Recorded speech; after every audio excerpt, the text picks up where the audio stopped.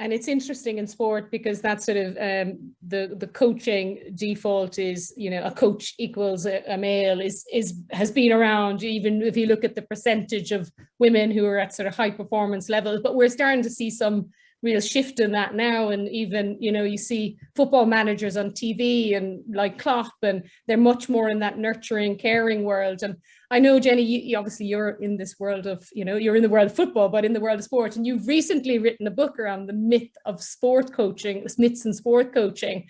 What has come from your work in that area that you feel is relevant to this conversation? You know what it is, and the book has had great traction, mainly because it's accessible in language and feel. There's a bit of connectivity in the QR code, so you can actually connect with the practitioners and academics, and there's a real life feel about it, which bridges, in the sporting word, bridges the faraway world of academia and language that some coaches fear. So there's a beautiful kind of interwoven world there that's happening. But within the chapters, it came about basically, Amy and I sat down one day and we said, you know, we'd share our stories of what we'd heard. And she works as a professor in Liverpool, John Moore, and we're in sports psychology. And we said, oh, I heard this today. And she's like, that's still floating around with the coaches. And I'm like, yeah, that myth is still going around. And she said, well, you know, I was working with a client the other day and this misconception. So we went out to the masses and said, listen, would you be interested in writing a chapter? So key things, there's a care and coaching chapter there where we really challenge this idea, you need to be cruel to be kind. Or the squeezing of the lemon, you know, and the 4 years I spent in the high performance world across 20 different Olympic sports, I came across coaches who had suicidal thoughts, suffering from depression, loneliness, and you're talking about people who got into sport for the love of the game or the sport, to connect and support people who'd completely lost sight of that because of the demands of the establishment, the sport, and they didn't have support around them to come up for air and say, hey, I need help.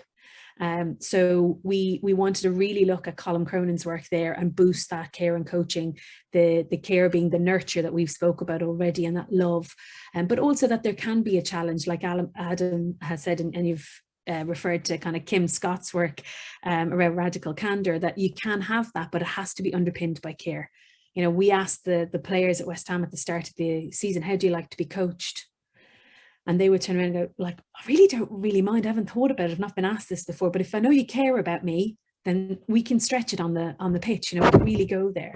And then the other side of it, early on in the book, Amanda Fizek does a chapter that touches on what you said there, Sarah, with Anna Feeler, and it's originally around fun maps. So it's instilling fun into coaching is where that chapter was originally going.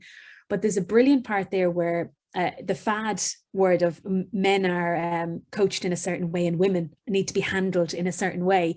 She does touch on this and says how we're so strongly influenced and manipulated by marketing and social media, that when you put into Google girls in sport, there's girls sitting on a bench hugging each other. And we're here for a jolly, it's a great day.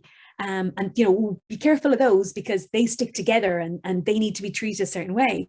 And I was hearing some coaches, even in a high performance stage of the pathway, coming back with, oh, I coach women and therefore. So then when this chapter came out and I said, hey, listen, when you Google guys or boys playing sport, you get the competitive, serious space. I'm here, you know, I'm here to do business. So it challenges that way of thinking that, you know, they are different, that as Elena's alluded to earlier, that if we understand what leadership looks like and feels like and what love means to people, all of a sudden I don't know if it's utopian, we dilute the gender kind of strength that's coming and challenge that bias in ourselves to get to that point where we go, okay, why have I been seeing it that way, you know? And to go back to the original question that you asked around how far are we away, like, I want to be really positive and say we're moving at speed, but I feel like we're kind of trudging through the treacle. We're definitely aware. There's not enough whistleblowers and people to kind of say, hey, that's wrong. And it may link to psych safety, but like there's 10% of coaching positions in a high performance space in the UK held by women, 10%.